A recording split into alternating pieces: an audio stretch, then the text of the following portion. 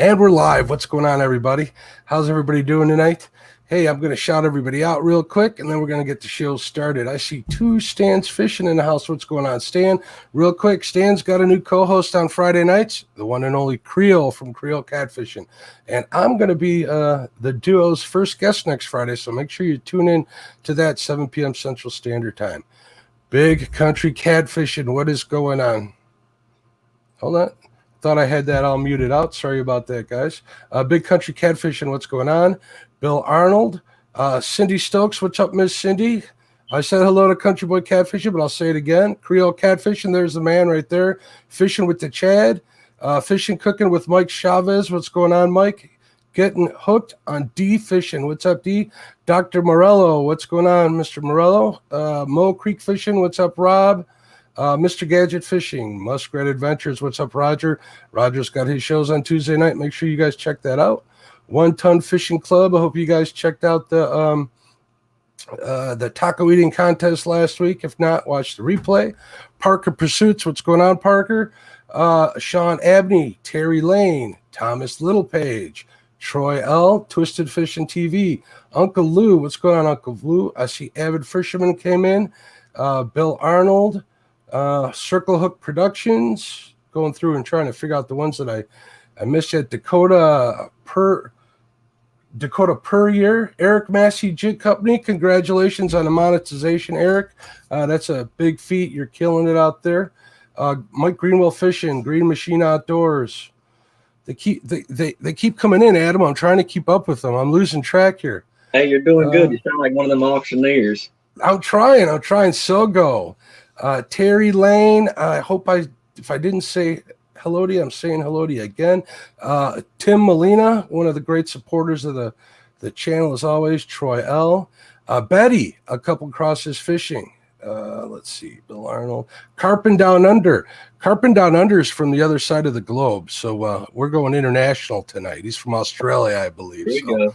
That's pretty cool to see. I think we got everybody. If I missed you, I apologize. Eddie Gross, kind of going through real quick. All right, guys. Welcome to the Catfish and Crappie podcast, people. Tonight, I'm honored and very looking forward to our guest, Adam Cook of Nautical Pride Sport Fishing, correct? Yes, sir. All right, we got links in the description if someone wants to share that stuff out during the day, during the week. Oh, my goodness, thank guys for the super chats. That's pretty overwhelming. I appreciate it. Let's see who we have here. Better give them a shout out. Circle Hook Productions, thank you. Creole Catfishing and Fishing with the Chad, thank you guys. It's very much appreciated. You guys are awesome. All right. Again, sorry about that, Adam. It kind of threw me off. That's the first time I got those. Okay, so back to the show at hand. Setting Hooks and Crossing Eyes. That's Ryan. He's a local here. He's the one that pointed Adam out to me. I started watching Adam's stuff on YouTube. He has a channel. Links are in the description. Really cool stuff. We're going to talk about that today. So I know he's here to check you out because he has a lot of interest in what you're doing. I appreciate that. All right, so you want to tell us a little bit about yourself, and we'll go from there. Just give us, the quick overview of who is Adam Cook? Where are you from? Things like that. Who is Adam Cook? Okay. Well, I'm a Virginia boy. Probably more so formally known as a James River guy, as a lot of people call it. I've lived here all my life. I don't think there's been there was a two-year period that I didn't live 15 minutes from the river, but that's a different story for a different time. Majority of my life, I haven't lived more than 15 minutes from this river. Honestly, I didn't grow up catfishing. My dad was a Bassmaster Classic tournament guy, did a lot of traveling, and originally I started out as a bass fisherman. Being on the water was just something that we just always did. We were in the boat business for the first half of my life till 2008 when the market crashed, and we kind of got out of it because nobody was buying boats, nobody was putting gas in their boats, and nobody had the money to fix their boats. So it is what it is. But being on the water and around boats and fishing is just something that I've always been around. And we hunted and did that kind of stuff when I was growing up as well. But being on the water was just different for me. It didn't quite do it for me, sitting in a tree stand or sitting out in a field line. Even when we went fishing, it was just always like a connection with being on the water. I got into catfishing, when I was younger. We do a little bit of catfishing every now and again, but it wasn't like the catfishing that I'm doing now. It was beating the banks and the old creeks behind the house, little feeder creeks, chicken livers, stink baits, you name it, whatever we could concoct out of the kitchen. And yeah, I think the draw towards catfish that I've always had is, well, the size for one. Yep. You know, like I said, my background with being a bass fisherman and having that background, for one, it's a lot of work. Anybody who's ever pitched lures for a few hours can attest to that. It's it has its pros and cons, I guess, for everybody. But sitting back on the bank and relaxing and waiting for that rod to bend and connecting with that fish, specifically the catfish, has always been, I don't know, it's just always been a fish that I've really connected with. And I guess about the time I was 16, I actually had my first boat before I even bought my first truck. And that's about the time that I started going out and starting to do a little bit of fishing on my own. And it just kind of evolved from there. There wasn't really, at that time, there wasn't what you call social media. YouTube was very, very limited. I don't really remember any kind of catfish content from those days. It was pretty much just go out there and trial and error, figure it out. In the very beginning, I didn't even have a depth finder. I had an anchor rope that I tied knots in, and that's how I could tell how deep I was fishing. I had them tied off every 10 feet or so. Mm-hmm. And things have changed a little bit now, but they sure haven't. That's a great way of doing it. That's being resourceful too. Yeah. That tells you that how much dedication you had to the sport and stuff, which is pretty cool. Let me say thank you to Uncle Lou. Thank you, Uncle Lou. Thank you, Tim Molina. I appreciate it very much. Thank you, Lyle Stokes too. Give everybody a shout out. Sorry about that. So you were tying knots in your anchor lines to know how deep it was, right? Yeah. And it was pretty much trial and error, man. I didn't, like I said, my dad was a bass fisherman.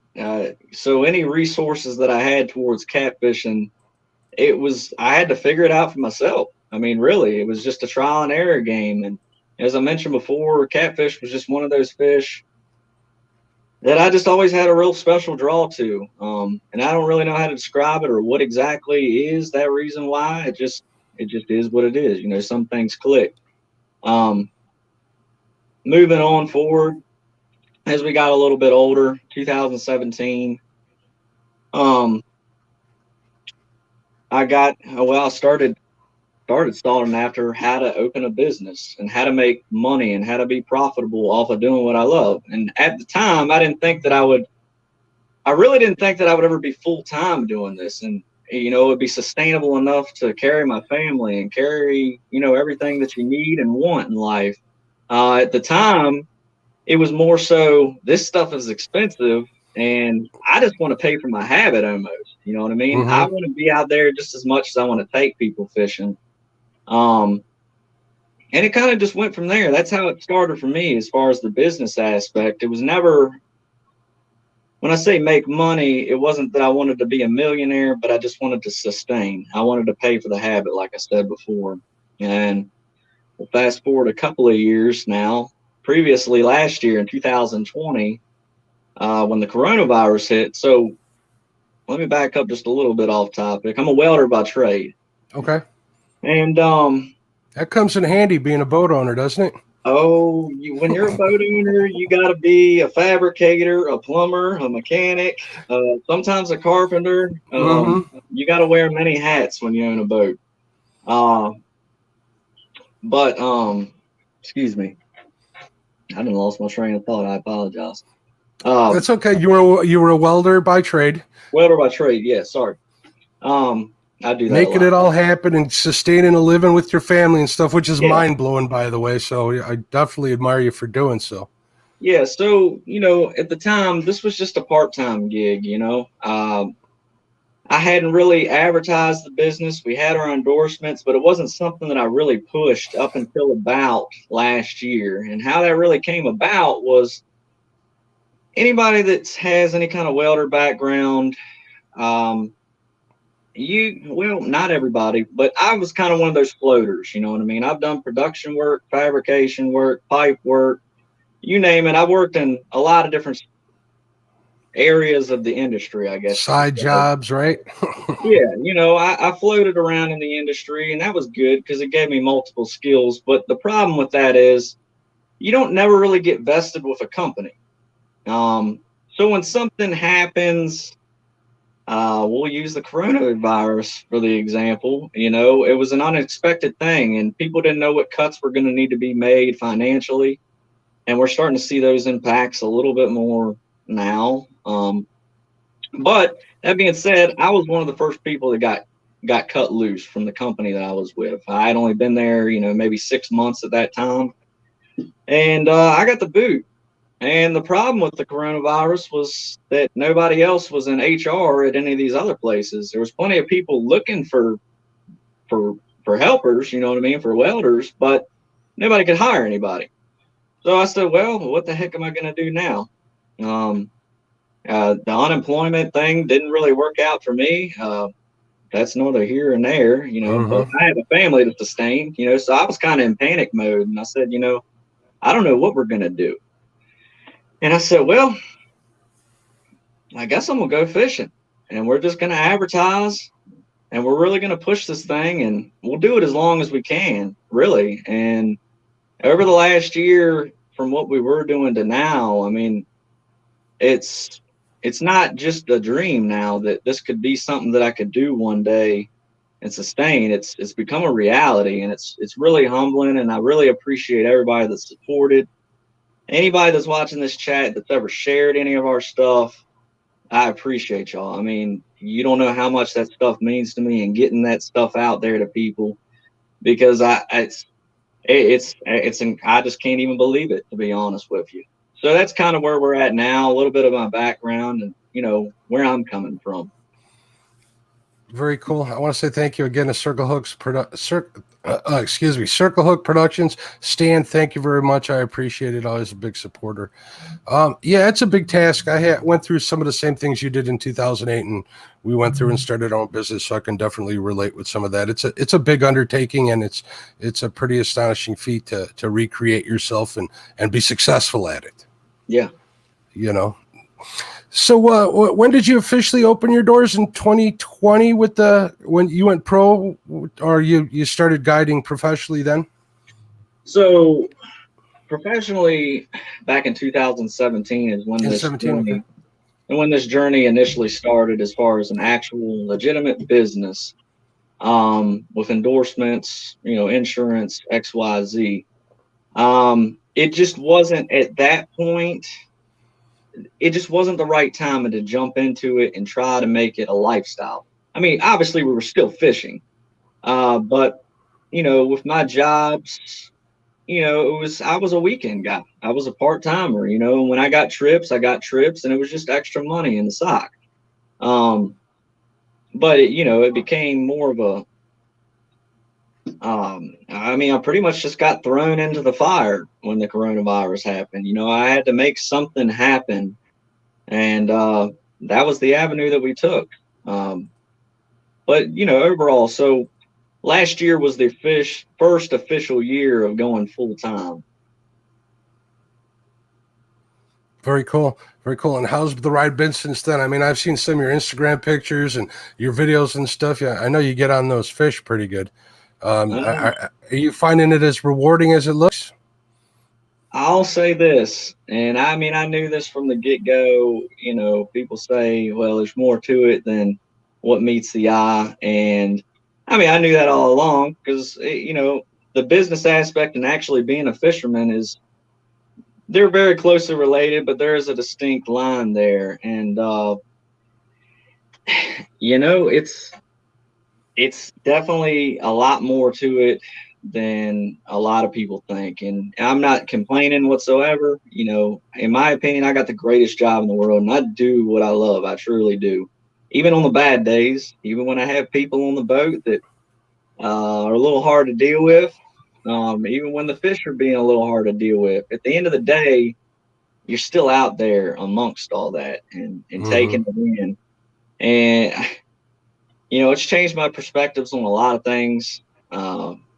But it's all been for the better. And I mean, it's been a blast of a ride. I mean, I never thought that catfishing, you know, we do a lot of saltwater stuff as well. And I know a lot of people don't know us formally as that, especially on social media. You know, I was thinking that would be a little bit more sustainable. I didn't really think that the catfishing aspect would really, I mean, you think about it, you're like, how many people are actually going to pay somebody to go catfishing? But big catfishing is where you got it. So it definitely helps being out there in a trophy fishery that we got. Absolutely. That James River is quite the fishery, man. That's on my bucket list of fish. So maybe I'll come out and visit you one of these times and fish with Stan and a bunch of people that are out there in the chat. Hey, Muskrat, thank you very much for the donation. I appreciate it. And thank you for the kind words, buddy.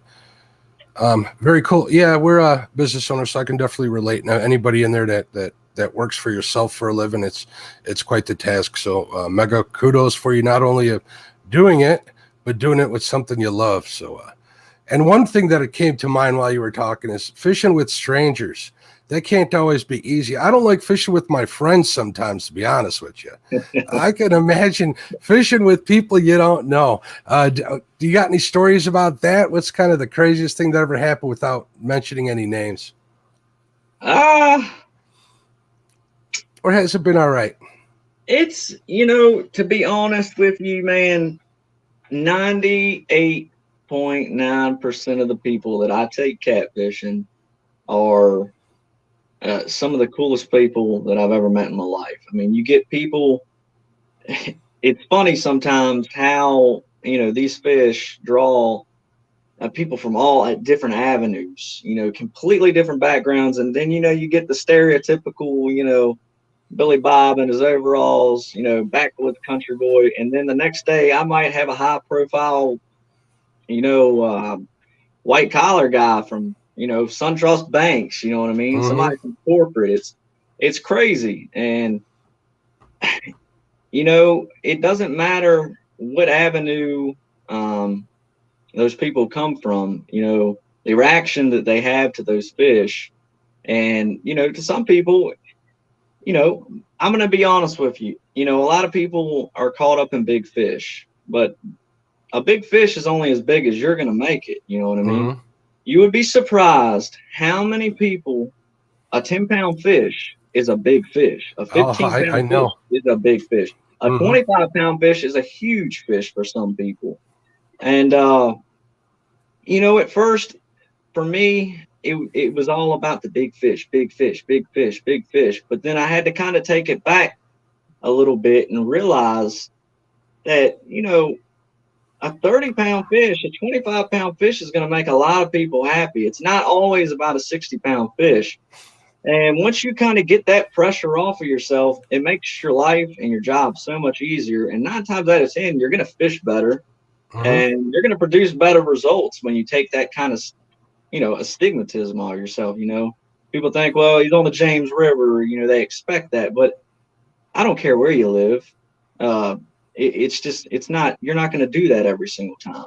And, I mean, to be completely honest with you, a 20, 30-pound fish usually fights more than a 50-pound fish. I'm a big believer in that, man. I think a 30-pound, 35-pound flathead's like the gladiator of the water, man. That's like the perfect size. They're like the high school kid playing football, right? Yeah, exactly. They don't give up.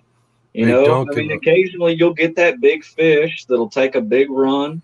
But most of the big fish, I'm going to say 99.9% of the big fish that I catch outside of when I'm pulling like planers, they're going to come right to the boat. And that fight is going to happen right there at the boat. It's going to be up close and personal, and it's going to be over pretty quick. That 20, 30-pounder, he's going to fight you every bit of the way, 50, 60 feet from the boat. pardon my expression, but sometimes I think they're kind of young and dumb, and the older ones, they kind of know that we're gonna save some energy up until we actually have to spend it. So that's what my thought is on that. Exactly. And I want to bring this up too to everybody that's in chat too. Take that outlook as well in your personal fishing. I know a lot of people are out there fishing to get those big fish pictures or those numbers on social media. Don't let that take it away from you in your personal life as well. So you'll be a happier person for it. So, I totally agree with you on that stuff. Sure. So you'd mentioned you do some saltwater fishing. Now, I'm not going that far, but that explains your boat. Let's talk about what you're running. Oh, well, that boat is... I have boat envy, by the way, so just so you know. That is a LOA. It's a 28-foot sport craft. It's got twin outboards on the back, 200 horsepower Mercuries. That is our saltwater boat. Right now, it's wearing many hats, but that's just because during the wintertime here, really the only thing going on in saltwater is striper. And well, that's another topic for another day. But the regulations on our striper here in Virginia is just, it's pretty tight. So it's really not even worth your time during the winter. So it usually comes and stays back here locally for the winter, and I kind of took advantage of that. At the beginning, I guess we'll say, the end of summer, we sold our other boat. So all I had was the tournament boat and that. And the tournament boat, is good. It's two people is, about all you're going to want to take on that. So I kind of had to have something that could handle, 4 or 5 people. You don't get many trips that are 5 and 6 people, but it happens occasionally, and you want to be comfortable. You don't want to be elbow to elbow. I'm huge. I cannot stand a mess. I can't stand stuff being in the way. I want to be able to move and get the stuff when I need to get to it. And that platform that I got on that boat is just, I didn't think it would make a great catfish boat just because of how much it sits in the water. But I think it's just, part of my language, depending on how big your gahunas are and what your comfort level is. Yeah, I didn't realize the boat was that big, but every time I'd watched any of your videos or seen it on any of the pictures, I'm thinking, man, it must be nice to fish with all that room on that back deck there. That's got to make a difference in the world. So how many people can you get on that thing? That boat, to be honest with you, could probably hold 10 people, 11 people. If you really wanted to put all those people in there, if that's what you wanted to do. Now, I wouldn't want to do that. Yeah, you don't want to do that. But the license only covers 6. I don't have, the extra endorsements to take out more than that, and I didn't really have any aspiration to. I didn't think I would ever want to run a head boat or anything like that. But 6, like I said, for a catfish trip I think I might have had one. That's plenty. In my whole entire career. That's more than enough. Yeah. Very cool. So let's get on to the catfish. I know that Ryan wanted to know what kind of baits you use on the James. That was a question I saw roll back quite a while, and I forgive me, Ryan, for taking so long to answer, but I'm trying to keep up with everybody here.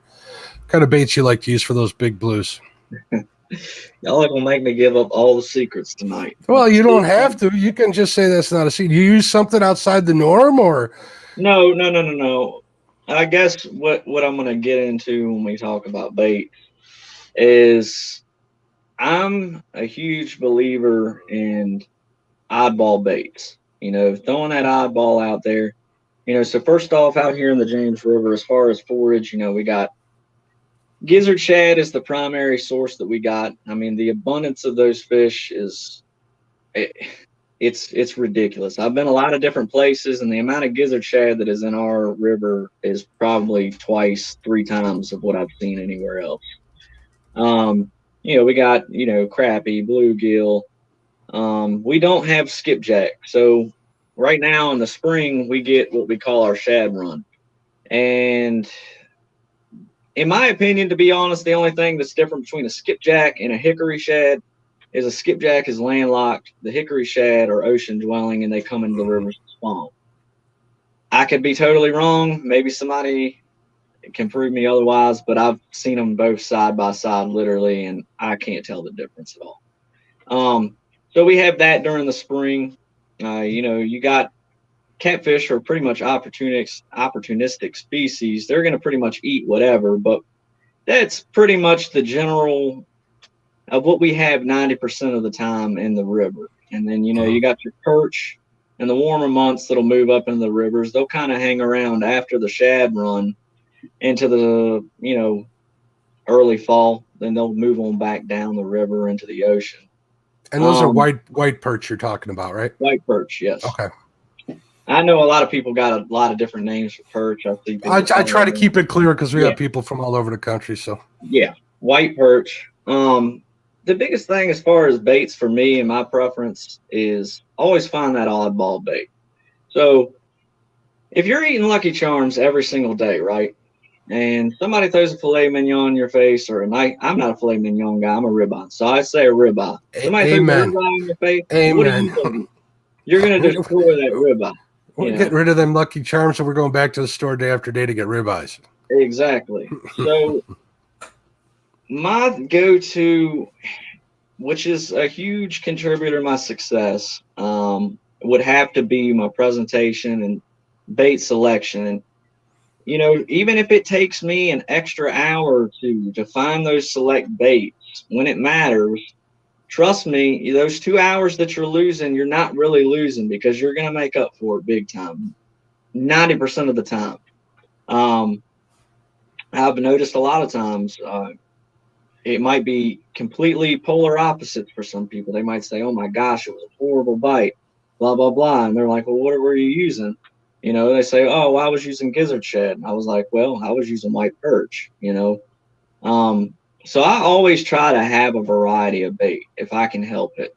Out here, you're not allowed to net game fish. So I got just about everything that you could possibly want as far as jigs and spinners and all kinds of stuff to find these extra little species along the way. And in different parts of the year, you're gonna run into different species. Like I said, right now with the shad run coming in and the perch running up in the river. But that's probably one of my biggest, probably ace in the hole, honestly, is just playing with those baits and putting them in areas that they aren't naturally present majority of the time. Because really the James River is, well, you got the upper James River and you got the lower James River. The lower James River is the tidal portion. It's divided right there at the fall line in Richmond. It has a natural, not a dam like most people around the country are used to, but it's a natural locking dam. Those fish, they when they come up in the rivers to spawn, they can't make it past that section right there. Okay.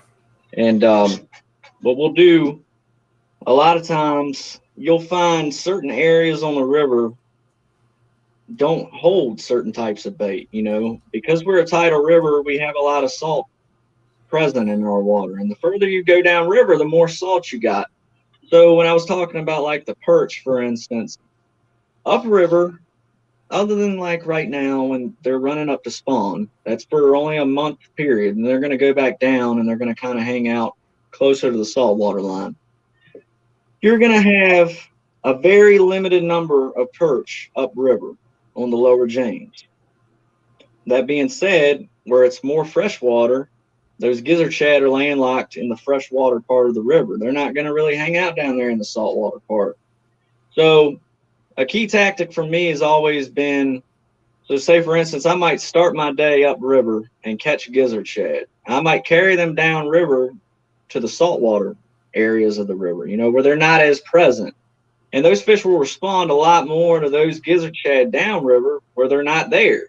You know what I mean? And then downriver, on my way back, I'll catch some perch. I'll run back up the river, and it'll be the same coinsign right there because it's an oddball. They're not used to getting it. Yeah, at the end of the day, when you're talking about trophy catfish, you're not talking about man-made stink baits. You're talking about fresh, caught, bait, something that is naturally foraged to them, these big fish, you got a lot of people that are talking about this chicken stuff now, and I'm not going to go into all that because some people can't, some people just don't have the means to go get fresh bait. I totally understand that. But these big fish aren't specifically looking for chicken, Yeah, it might happen, but it's all about putting your best foot forward to success. You know what I mean? You don't want Right. to, it's not that I want to take a chance. Okay, yeah, I could take some chicken breast out there and it might happen, but is that going to consistently produce the results that I need to succeed and keep people happy and win tournaments? It's not. So that's just a little bit of my take as far as bait and bait presentation, as far as what I like to use.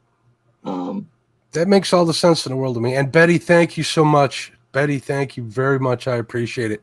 I'm of the same school with bait. I spend just as much time fishing for bait as I do fishing for catfish.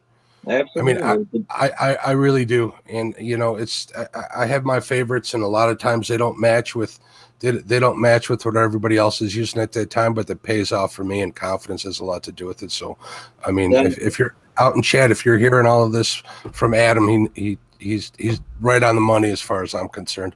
Hello, Keith from Fishing and Stuff. What's going on, Keith? I saw Stu pop in here. What's going on, Stu? Stu from Total Angling Experience. I want to give them a shout out. There's some other good channels out there. Also, I saw Keith was asking D, I apologize, did share out the link for Adam's channel. If you need to find it, his link is in the description. After the show, I'm actually going to go in there and add his social media links in there. You can find him on Facebook. You can find him on Instagram, correct? Are you on Twitter or no? No, I'm not on Twitter. Not on Twitter? Okay, you're probably better off, so. Yeah. I agree with you at the bait, so all right, so a lot of the people in chat like to hear what like personal bests are. Let me ask you this, maybe a different way of asking this. How many personal bests have been caught on your boat by clients? You keep track of stuff like that? I don't. Okay, take a guess. We'll believe you. I know some guides that, and I'm not saying there's anything wrong with this. They can literally tell you that they've caught 50, 70-pound fish, or they've caught, 20 over 80, or they've caught, 100 in the 50. I can't do that. I really can't. I can tell you how many fish over 90 I've caught, but I cannot, and this isn't like a brag moment, but I can't tell you how many fish under 80 we've caught. And that's not me saying that I'm a great fisherman. I just live and fish a great fishery. You understand what I'm saying? And you spend a lot of time out there too, so that helps. Definitely. Yeah, it does, doesn't it? Yep. You spend enough time out there, you're allowed to find one dumb, deaf, and blind. The opportunities out there, you just got to take advantage of, is what I tell a lot of the people that ask me about here. I fish the Fox River here. The fish aren't quite as big, but there's fish out there. You just got to take advantage of the fishery. Catfish Heroes brings this up, and I wanted to bring this up. I want to make sure I don't forget this.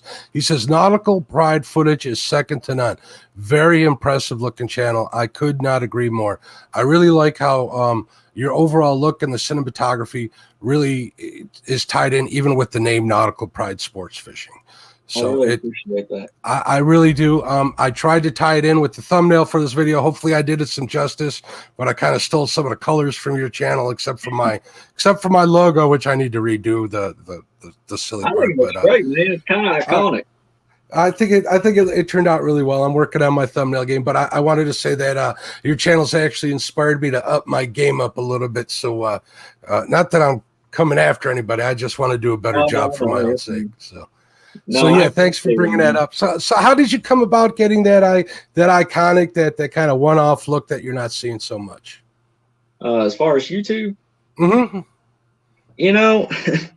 YouTube is something that I've always, I won't say always, but I'll say that. Yeah, always. I remember I grew up watching fishing shows and, the Outdoors channel and Bill Dance and all them guys. Like I said, I have a bass background, panfish background. And, I remember watching all them guys rolling and everybody else. And I'm not saying that I'm out there trying to copy or I'm trying to do my own thing, but a lot of my inspiration actually comes from those kind of channels, Absolutely. The catfishing world of YouTube, it's great. I love where it's going, but it's almost kind of it's predictable, you know what I mean? And I guess for me, a lot of times when I wanted to start this channel, I really wanted to start it a couple years ago and have my own channel and everything. And I really wish that at that point, before the market exploded, that I had taken advantage of it. But at the time, working a full-time job and just having a little bit of time in between the trips that I was getting and, my own enjoyment of fishing, it just wasn't right. I wasn't consistent enough with it. Like I am now. I do this for a living now. So basically, I take one day out of the week and I just go fish. And to be honest with you, doing the extra mile and doing all that stuff by yourself, those cool shots and everything, after it's all said and done, in reality, there's probably only about 4 hours that actually gets done of fishing. It's a lot of extra work, but when you sit back and you edit everything and it all falls into place, it makes it worth it. Yeah, I mean, it really does. It's really, I guess, fulfilling, I guess you could say. To sit back and, think that you've made that. You know what I mean? Absolutely. And heck, I know some people don't. I'll even watch some of my videos sometimes. I mean, I'll kick back and be like, oh, well, I could have done that better. Or, that was pretty good. I got to give myself a pat on the back for that one. I'm going to let you in on a little secret, man. By the time I'm done editing a video, I can't stand the look of it. And I might look at it, but not for at least like a couple of weeks, if anything. It's just that repetitive trying to get all those little details out, which is one of the things I was like, man, he's got to spend a lot of time. Or does it come natural to you to edit? Oh, let me tell you right now, Jack. I am not tech savvy. Don't let any of that stuff that you see online with pictures and videos fool you, because that ain't me. I actually got to give all the credit. And it's crazy how people come into your life and, some people help you when they come into your life and some people don't, but I ended up kind of rekindling a friendship with a guy. We started fishing. Now he's my tournament partner, but he actually is friends with the family with this guy that is a tech. I mean, he's a tech genius, man. He flies drones for a living. And I took him fishing. We all went out fishing one time, and he had his little camera, and he was filming. He had a little Osmo, a DJI Osmo, and he was shooting. He was shooting a little bit with a stone. He sent the drone up, and I'm like, we're just doing our own little thing. We wasn't really planning on shooting anything, and he put it all together, and I was like, that's exactly. It blows you away, doesn't it? That's exactly what I want. You know what I mean? That's what I want to be able to produce. You know what I mean? That's my goal. That's the vision that I had always had when I thought about doing YouTube, but I had no knowledge whatsoever on how to do any of that stuff. So, fishing with him a couple of times, it was nice to trade off. My first couple of videos that we put out on YouTube, he actually did for me. Okay. And, I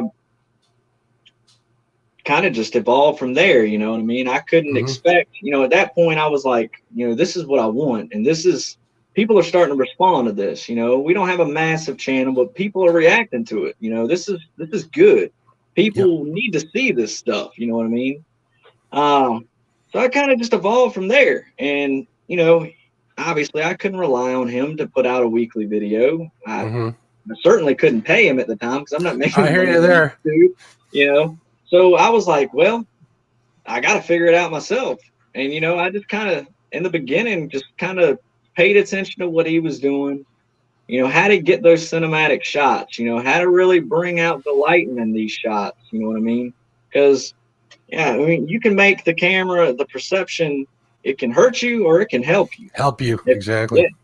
And once you learn how to play with that camera a little bit and really work with lighting and, learn to not talk so much, probably like I'm doing tonight, Not at all. You're fantastic. You're a good guest.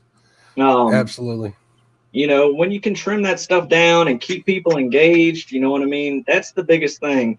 And a lot of it was brutal honesty. You know, I would make a couple of videos and I would send them in Dropbox. I'd be like, hey man, check this out before I drop this. And he would look at it and he'd be like, no, just stop. Like, you need to redo this. You need to redo that.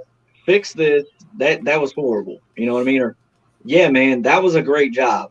Keep doing what you're doing, you know, and that kind of, I can take constructive criticism. You know, some people don't handle it too well, but that was probably the best thing that could have been for us as far as getting into YouTube and to doing it right, or how I wanted to do it anyway. I'm not saying there's a wrong way to do it, but kind of where I wanted to go with YouTube.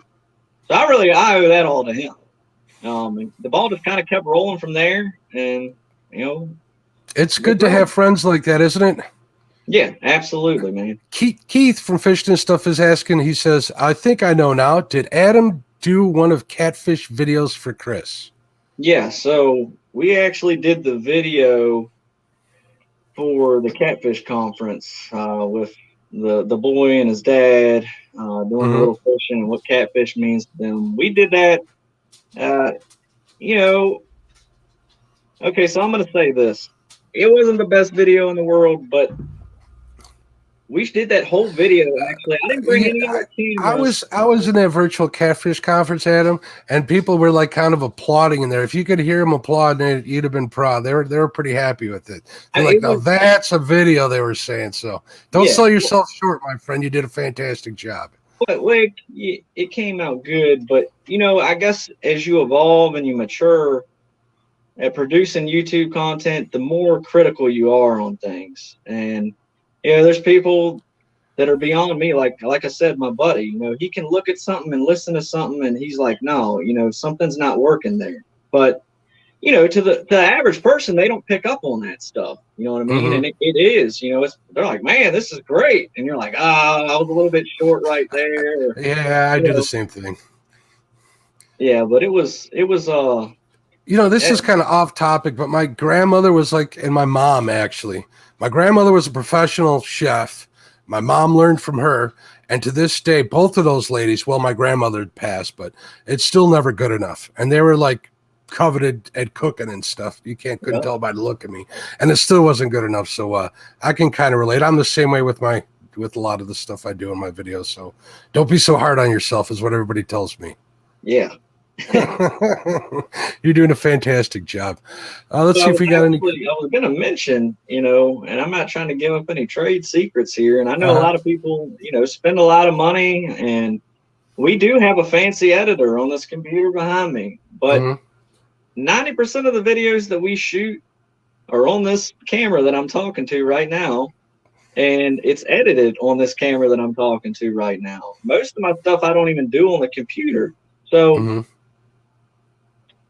to me, it takes me way longer to do it on that thing over there because I got to upload this file, that file, you know, the drone file, the DJI file, you know, it's so much going on versus everything uploading to my phone, and I just splice everything together there. And I think that was the biggest thing that took me away from YouTube before was how much work it was to edit something, you know. I mean, it would take me 2 days to put a 10-minute video together. I was like, man, I can't do this. I can't do it every week. I don't have the time. So I hear you there. I still use my editing software on my computer and stuff, but maybe I should try my phone. We'll see what happens. I use a lot of GoPros and stuff. So most of the stuff shot on your phone as well?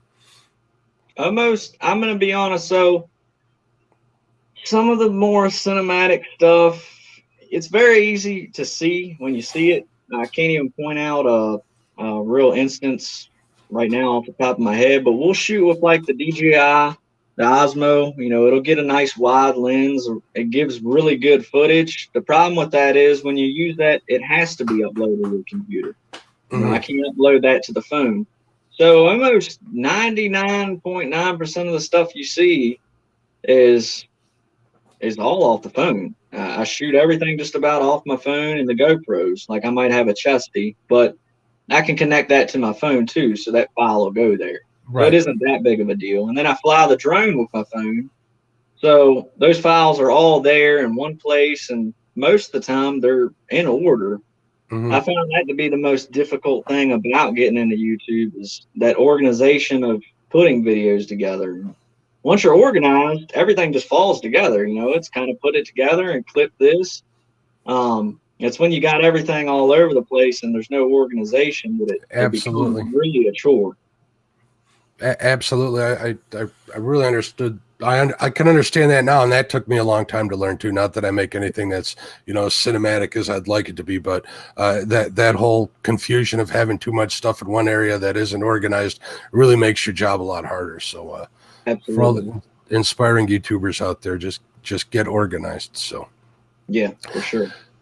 Very cool. All right. Well, Adam, it was really nice talking to you tonight. I got somebody here that just popped in. I think they want something. Do you want to hang out and watch the mayhem for a little while, maybe? Hey, let's do it. All right. I think I got someone here. Hold on a second. Let's see who's in the green room. Jeremy, what's going on, bud? What's going on, brother? What can I do for you? What do I owe this privilege to? Well, I've been hearing, people talk, and I've been hearing whispers about somebody wanting another dose of defeat. So I've been kind of curious to see what's going on. Interesting. So are you doing what I think you're doing? Well, I've had a person keep telling me a long time that he wants a rematch. So this is official, Mr. Ryan Bortz. If you want another dose, brother, you come on and get it. Where is Ryan? Ryan, let me get Ryan a link. Ryan, if you're listening, if you want to come in here, man, pop in. I'll send you the link, buddy. There you go. Come on in here. So, Adam, just to fill you in so you're not lost here, what I do on my channel is every now and then we get anglers that want to call each other out and fish against each other live, one-on-one. And the last time, can you remind us of what happened last time, Jeremy? Between you and Ryan? He got humbled last time. Last time he found out why they called me the bus driver. He found out. In fact, I'm going to turn my hat around just to make sure he knows I mean business. Oh, is that new merch I see on your head too? That just might be. Oh, there he is. What's up, friends? Mm-hmm. There he is. What's up? So you got new merch? Where can they find that stuff? I'm not quite ready. It's not quite available to buy yet, but extremely soon. I will be announcing all that in a couple of days whenever I get all my ducks in a row, get everything set up, but very, very soon. So Ryan, welcome. What's up? Jeremy's calling you out, I believe. Well, that's cool. Are you down for that? Definitely down for that. All right. When are you guys thinking about doing this? What is it, like April 10th, I believe. 10th. It'll be the second Saturday in April. Yeah. So the weekend after Easter Sunday, correct? We'll do it on a Saturday? Yeah, that's great. Okay. Sounds and about right. we can work out them rules later. 5 biggest fish off of total inches. Okay. Yeah. Adam, just so you know, Ryan's an accomplished kayak angler, and Jeremy fishes the Mississippi River in Louisiana. So they have the opportunity to get. Be out there later this year. There you go. Well, maybe if you get to know Jeremy, maybe he'll show you around town over there. So better believe might have to give him a call. You might have to stop by here. You'll learn Jeremy's got a reputation for letting the good times roll. So he's a good guy to be in contact with. And Ryan's a heck of a fisherman. He's a kayak guy that never stops. I've seen him paddle for 8 hours straight, dragging baits non-stop. So these guys will fish pretty hard. It ought to be interesting. All right, so we're going to do on April 10th. What are we going to do? We'll talk about the rules later. Maybe we'll talk about them on Friday when we're on You're in Stan's show. What do you say? That's right. We can do that. We'll give you guys some time to get all settled. Maybe you can tell some people if they can actually get one of those fancy, what's that say, Creole catfishing on there? There we go. Where they can get that or when they can get that. I'm sure they're looking forward to it. Yeah, by the time the Friday show comes around, I'll be ready. All right. And if anybody's still in chat that's Ahmad can post some links, maybe post links for Ryan and Jeremy's channel, and you guys can keep abreast of the smack talk there, as well on Jeremy's Facebook group. I'm sure there's going to be a lot there, right? Ryan, what do you think? There's definitely going to be some smack talk. All right. There's been a little bit already. Just a little bit. Perfect. And for those of you out there listening to this on podcast, you'll be able to watch the action live on the Catfish and Crappie YouTube channel. Check it out April 10th. What time are you guys thinking about starting? At least we can announce that now. I'll be out all day regardless. It gets daylight for me right around 7 o'clock Central. So any time after that's fine by me. All right. So what do we want to say? 8 a.m. Does that sound good? That's good. 8 a.m. Central Standard Time on the Catfish and Crappie channel. If you guys want to tune in, if you're listening to this on the podcast, go to the Catfish and Crappie YouTube channel. I'll be posting them links everywhere like you guys will when we get closer to the time, and we'll get some rules posted on both Creel's group and my group. So, all right, guys, thank you for stopping by, and thank you for giving me this opportunity. It's always fun to have you guys do this. April 10th it is. That's right. Always a pleasure. All right, guys, thank you very much for stopping in. All right, see you, bud. All right, bye-bye. All right, Adam, sorry about that, but those guys have been after each other for quite some time. I had to give them a little bit of time, and they wanted to announce that so they could get all the rules worked out. So, all right, once again, we have the links to Adam's YouTube channel, the phone number to his guide service. You can find him at Nautical Pride Sport Fishing on Facebook. It's pretty easy to find. I will post those up in the description right after the show, as well as his Instagram, where he posts a lot of his great pictures. I actually stole one of those pictures off your Facebook, but I imagine you share the photos between both, right? Yes, sir. All right, excellent. So I hope you had some fun tonight. Yeah, man, it was different. I've never done this before. It was You're natural. You're a natural. I had fun talking to you. You want to give any shouts out to any sponsors or family or anybody? Now's the time to do it. I appreciate everybody that helps us out. I appreciate the people first. Having good people in your corner, it makes all the world a difference, especially when you do what I do, especially for a living. I appreciate Rippin' Lips, Fat Fish Designs, Catfish Clothing, Catch the Fever, Slime Line, Big Cat Fever rods, Tackle Bandit. You guys rock. I mean, you don't know how much easier and inexpensive you make my life sometimes. I really appreciate y'all. I appreciate everybody out there that has ever watched one of our videos, liked it or disliked it. It's still a reaction, and I appreciate that too. Thank you guys. I mean, you've taken something that I didn't think would ever really amount to anything, and you made it something sustainable for me and my family. And yeah, it's like a dream. It's a dream come true. I mean, who doesn't want to fish for a living? I mean, come on. It is more to it, but it's a dream come true. And I'm just riding this thing as long as I can. And I appreciate everybody that has allowed me to do that, because without y'all guys, it wouldn't be what it is right now. Yeah, I mean, that's truly. I mean, honestly, word of mouth is probably the biggest. I mean, that's how you found my channel, you know. Absolutely. You found me, you know. Word of mouth is very powerful. In some cases, it's more powerful than social media. So, thank you, guys. It carries weight with it. That's the thing. That's kind of like what I tell all the musky fishermen we have here in Northern Illinois. They're like, why do you fish for catfish? I go, it's like, well, chasing flatheads like looking for muskie, only you got to put your back into it once you find them. And they kind of understand when I tell them that way. So that's like one of my sayings. All right, Adam, well, thank you so much. Hold on a second. We'll talk a little bit after the show. I appreciate you being on here. I'm very grateful. I had a blast talking to you. And I kind of got this from Lyle. Maybe you can come back in a few months. We can talk again, see how things are going, if that would be cool. Hey, let's do it, man. Wonderful. All right, guys. Thank you so much, everybody, for the super chats. I really appreciate it. I'm actually kind of threw me for a loop a little bit today. I'm not the most emotional guy, but I really appreciate it. And it really touched me to get that confirmation from y'all, which is awesome. So God bless everybody. Good night. Have a good one. Bye-bye.